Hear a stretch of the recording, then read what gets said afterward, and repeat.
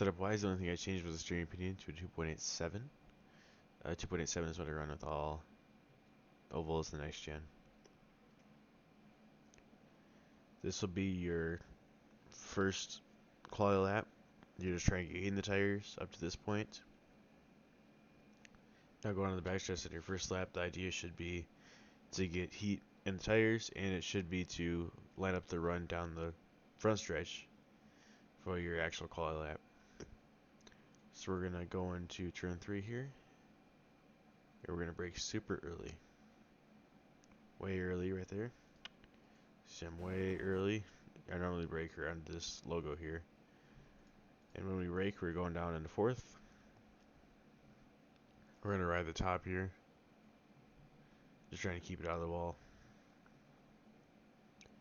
We're gonna pick up throttle. I'm about half when I pick it up, and I move down the track to get a straight run off the corner. I'm really patient in the half throttle. All I'm worried about exit speed, so I'm just trying to get the car full throttle as early as possible. So I'm just being really patient though, because the car will spin out if you're not really patient.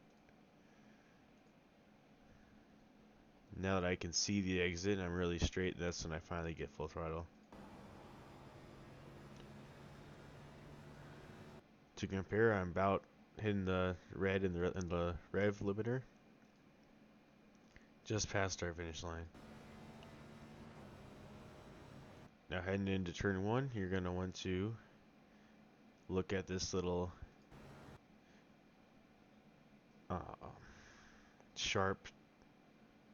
really sharp entry. You can kind of see it right there. We're going to aim for that really sharp point. It's right there. We're going to turn in aiming for that point, and after we turn in, we're about going down about 1 lane. We're letting completely off the gas,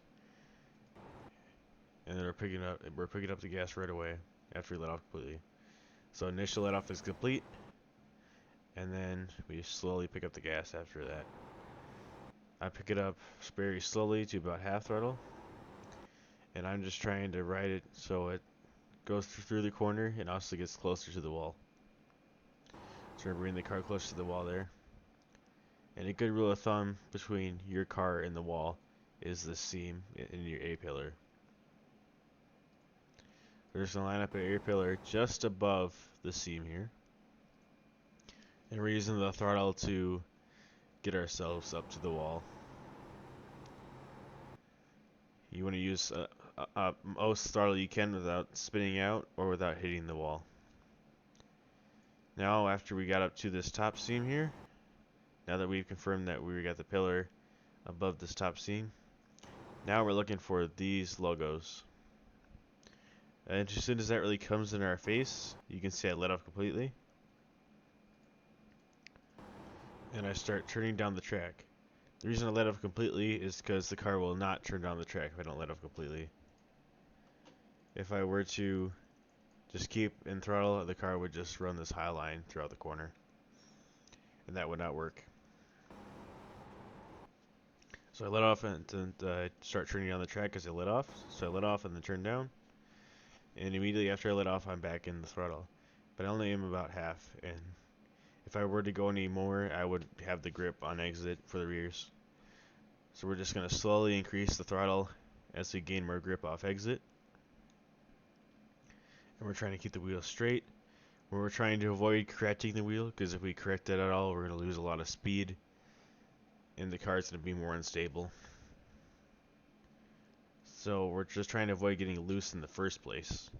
Which I know it's really hard to do, but that's our goal, is just try to keep the wheel straight and avoid that loose condition where you have to correct and try to keep it in air control.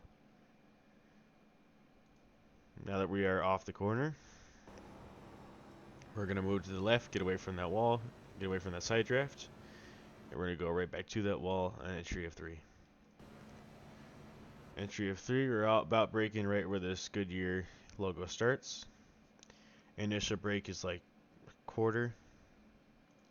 Downshifting to fourth as soon as I get on the brakes. And we're going to aim for this bottom seam here. Going about a quarter. We're just trying to limit, we're using the brake to try to limit the car sliding up the track.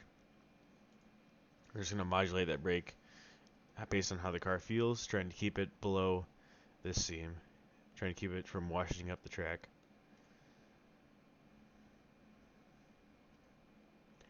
It's really hard to get a feel for the car in this corner. That's one of the things that makes Darlington so tricky, just trying to get a feel for the car. I pick up the throttle around where the Darlington sign is, just the beginning of it. It's going to be hard to see that when you're driving. I mean, you can see it here pretty clearly, but when you actually pick up the throttle, there isn't much for you to look at to gauge when you should pick up the throttle. And picking up the throttle a lot depends on your entry speed and how much you're sliding up the track and how much grip the rears have. So it's really hard to just give you a point to pick up the throttle. You really have to feel when to pick up the throttle, and that's going to take a lot of practice. So I pick it up, I go about half. I don't think you can go much more than half without spinning out. And we're just going to roll the bottom here. Use as much throttle as you can without the car starting to spin around. Again, we don't want to crack the car because you either lose a lot of speed or like move up out the groove. I'm just using as much throttle as I can without the car spinning. So I slowly roll into it. I slowly feel more confident. It does get really loose on exit here, so just be really careful. Be really smooth on your wheel inputs.